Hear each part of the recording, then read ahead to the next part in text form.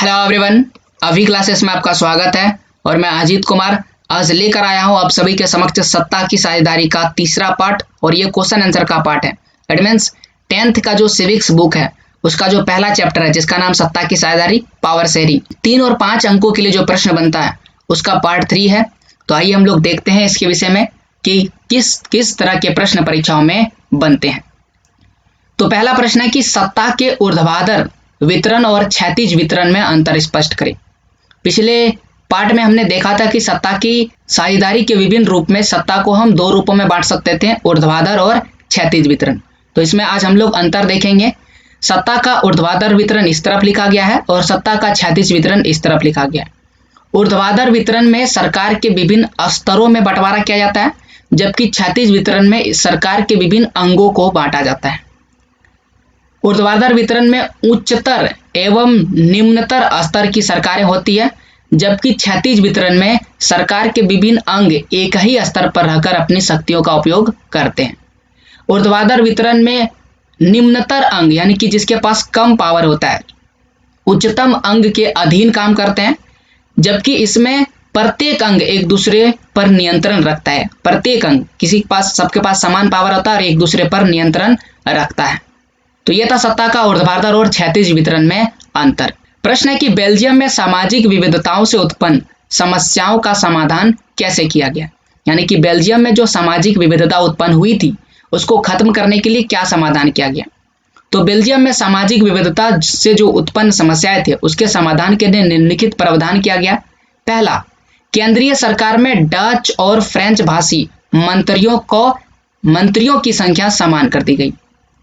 केंद्रीय सरकार की अनेक शक्तियां, बहुत सारा पावर था, उसको क्षेत्रीय सरकार को सौंप दिया गया। यानी कि केंद्र सरकार के पास अब ढेर सारी शक्तियां नहीं रहेगी, बल्कि अब शक्तियां जो है क्षेत्रीय सरकार के पास भी रहेगी। केंद्रीय सरकार में दोनों समुदायों का समान प्रतिनिधित्व बना दिया गया। यानी कि केंद्र सरकार में केवल एक समुदाय, ऐसा नहीं कि एक ही समुदाय जो है, जैसे कि डच अगर बात करते हैं डच लोगों की या फिर फ्रेंच लोगों की, ओके, ये 2 तरह का समुदाय था। तो एक ही समुदाय के लोगों का जो है प्रतिनिधित्व नहीं था, बल्कि दोनों जो समुदाय था दोनों का प्रतिनिधित्व केंद्र में हो गया था। सामुदायिक सरकार का गठन किया गया था। क्षेत्रीय और सामुदायिक सरकार को विभिन्न मामलों में निर्णय लेने के लिए भी स्वतंत्र छोड़ दिया गया था और इन सभी प्रावधानों की मदद से बेल्जियम में एक गृह युद्ध का माहौल नहीं बन पाया और इस तरह से बेल्जियम एक बेहतर संविधान को तैयार कर लिया। प्रश्न है कि विभिन्न दबाव समूह और राजनीतिक दल किस प्रकार से सत्ता के बंटवारे में महत्वपूर्ण भूमिका निभाते हैं। तो प्रश्न यहां पर बोला गया कि दबाव समूह और राजनीतिक दल सत्ता के बंटवारे में क्या कार्य करते हैं। तो वो व्यापारी, उद्योगपति, किसान, औद्योगिक मजदूर जैसे बहुत सारे संगठन हैं जो हित समूह को सक्रिय करते हैं। हित समूह एवं दबाव समूह सरकार के विभिन्न समितियों में सीधा भागीदारी करते हैं। सरकार के ऊपर दबाव बनाकर महत्वपूर्ण फैसले लेने के लिए सरकार को बाध्य करते हैं। अपने अपने वर्ग के हित को बढ़ावा देते हैं, चाहे वो जिस भी वर्ग से संबंध रखता है, चाहे वो कोई भी राजनीतिक दल हो या दबाव समूह, वो जिसके लिए आगे आते हैं, जिस वर्ग के लिए आगे आते हैं उसके हित को बढ़ावा देते हैं। जनता की मुख्य समस्याओं की तरफ ध्यान को आकर्षित करते हैं। यानी कि जनता अपनी जो समस्या है वह सीधे सरकार के पास नहीं पहुंचा पाती है, तो ये कौन करता है, दबाव समूह और राजनीतिक दल क्या करते हैं, अब इनकी समस्याओं को सरकार तक पहुंचाते हैं या सरकार का ध्यान जो है उनकी समस्या को और आकर्षित करते हैं। तो यह था दबाव समूह और राजनीतिक दल किस प्रकार से सत्ता में भागीदारी करते हैं बंटवारे में।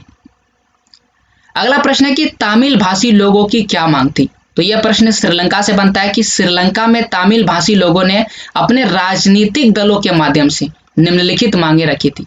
पहला, तमिल भाषा को राजभाषा बनाया जाए। दूसरा, क्षेत्रीय स्वायत्तता दी जाए तमिलों को। तीसरा, अन्य जातीय समूह के समान जिस तरह से दूसरी जाति समूह को शिक्षा तथा रोजगार में सुविधाएं दी जा रही है उसी प्रकार से तमिल भाषा को भी ये सारी सुविधाएं दी जाए।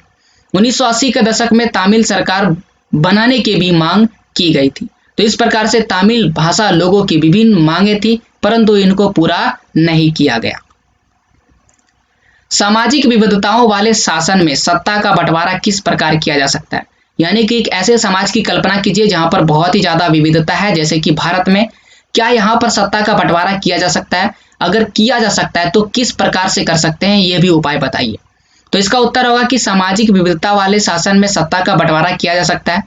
हम करेंगे विभिन्न सामाजिक समूहों में, जैसे कि भाषा, धार्मिक समूह, इन सभी समूहों के बीच में हम सत्ता का विभाजन कर सकते हैं। सामाजिक रूप से पिछड़े हुए जो लोग हैं और जो महिलाओं में विविधता है, उसमें भी सत्ता की हिस्सेदारी दे सकते हैं। अल्पसंख्यक समुदाय को आरक्षण दे सकते हैं। अत्यंत पिछड़े हुए वर्गों में अलग से ध्यान दे करके या फिर उसके लिए अलग से सरकारी नीतियों को बना करके सामाजिक विविधता वाले शासन में सत्ता का बंटवारा किया जा सकता है। तो ये विभिन्न उपाय है जिसके मदद से सत्ता में बंटवारा किया जा सकता है। और इसी वीडियो के साथ सत्ता की साझेदारी का जो वीडियो है वह समाप्त होता है क्वेश्चन आंसर का। अगेन आने वाले क्वेश्चन आंसर वीडियोस में हम संघवाद की वीडियो, संघवाद जो चैप्टर है उसके क्वेश्चन आंसर के वीडियो के विषय में बात करेंगे।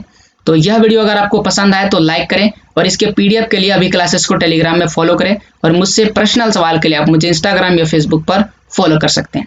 अगर आपने इस वीडियो को अंत तक देखा तो आपका बहुत बहुत धन्यवाद। आने वाले वीडियोस के लिए आप हमारे चैनल को सब्सक्राइब करें।